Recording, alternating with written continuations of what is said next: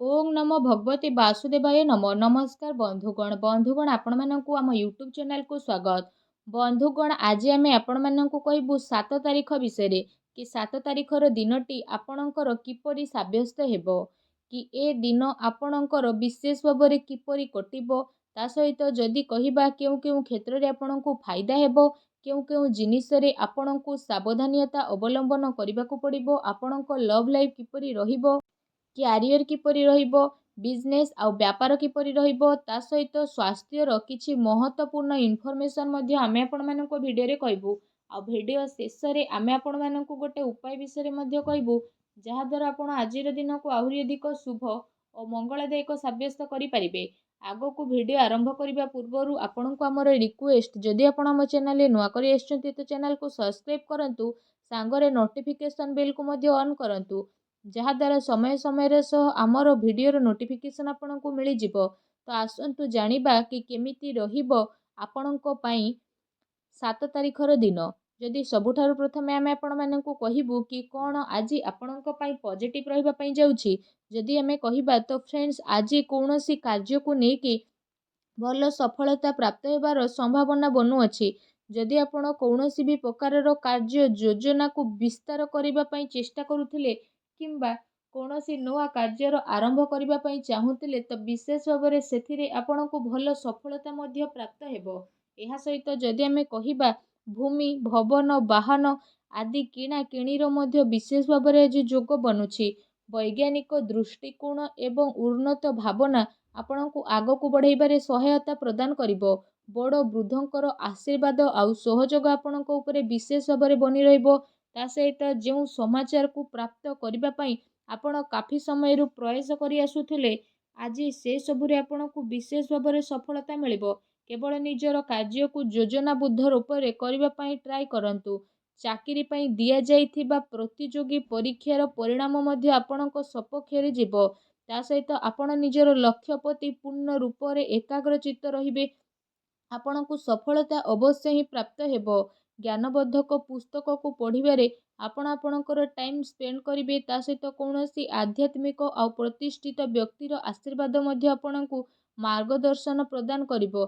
सामाजिक राजनीतिक गतिविधि रे आपण दूरता बनेकी रखंतु। एथिरे समय व्यर्थ हेबा परिवर्ते आउ किछि आपणको विशेष भाव रे प्राप्त हेबो नाही। दिल अपेक्षा आपण दिमाग रो निर्णय नेबा पई ट्राई करंतु। एहा सहित जदि कहिबा आपणकर स्वाभिमान कौनसी भी परिस्थिति रे हिम्मतर साथ छाड़िबो नाही। एहा आपणको पई सबुठारु अधिक बड़ संपत्ति रहिबो। संतानक शिक्षा संबंधित कौनसी महत्वपूर्ण कार्य मध्य हेबो। शिक्षा संस्थान रे जदि कहिबा आपणकर ध्यान रहिबो अनुभवी तथा जिम्मेदारी लोकंकर मार्गदर्शन आपणको आहुरी अधिक मजबूतता बनै देबो जहा पई आपणको उचित परिणाम मध्य हासिल हेबो आ आपणको मन बहुत ही प्रसन्न रहिबो।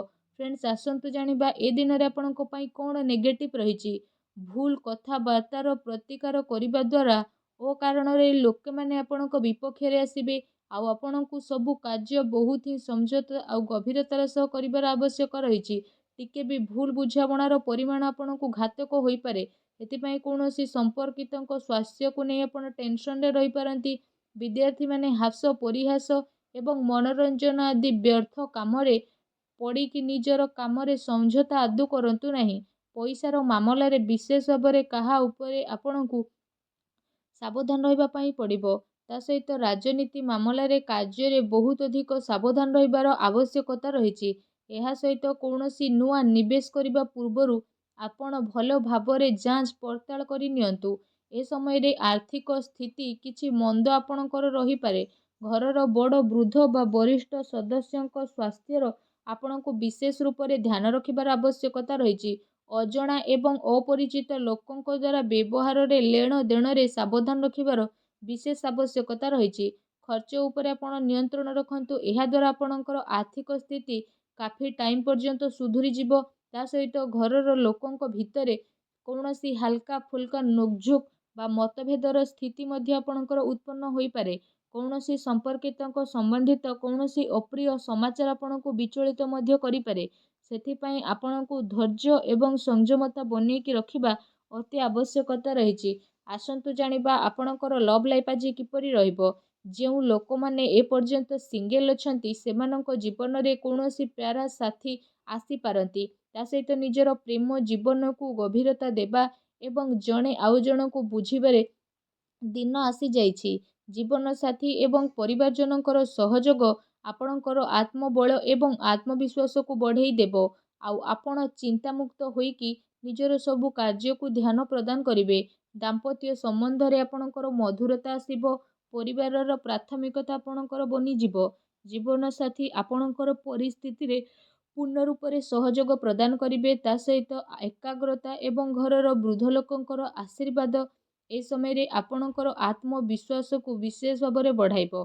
ତା ସହିତ ପରିବାରରେ ଏ ଦିନରେ ଶାନ୍ତିର ବାତାବରଣ ରହିବ। ସନ୍ତାନଙ୍କର ଖୁସି ଏବଂ ଅଧ୍ୟୟନ ସମ୍ବନ୍ଧିତ ଜାନକାରୀ ଆପଣ ଅବଶ୍ୟ ନେଇପାରିବେ। କୌଣସି ପୁରୁଣା ମିତ୍ରଙ୍କ ମିଶିବା କାରଣରୁ ଖୁସି ମଧ୍ୟ ଆପଣଙ୍କୁ ବିଶେଷ ଭାବରେ ପ୍ରାପ୍ତ ହେବ।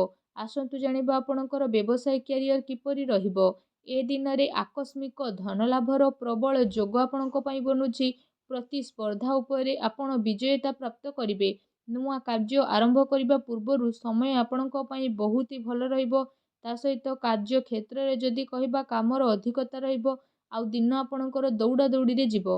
ଏହା ସହିତ ଆପଣ ପୂର୍ବ କିଛି ଟାଇମ୍ରେ ନିଜର ବ୍ୟାପାରରେ ଯାହା ବି ପରିଶ୍ରମ ଆପଣ କରୁଥିଲେ ତ କାଫି ଟାଇମ୍ ପର୍ଯ୍ୟନ୍ତ ଆପଣଙ୍କୁ ତାର ସକାରାତ୍ମକ ପରିଣାମ ମଧ୍ୟ ହାସିଲ ହେବ ତଥା କାରବାରର ବିସ୍ତାରତ ସମ୍ବନ୍ଧିତ ନୂଆ ଯୋଜନା ମଧ୍ୟ ଆପଣଙ୍କର ବନିବ।